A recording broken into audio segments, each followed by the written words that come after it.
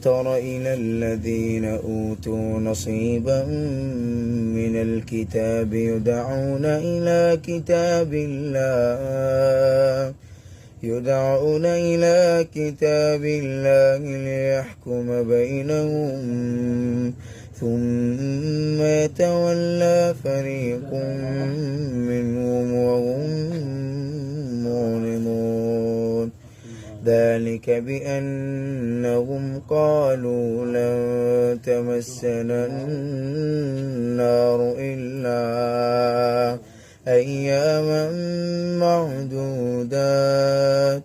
وغرهم في دينهم ما كانوا يفترون فكيف إذا جمعناهم ليوم لا ريب فيه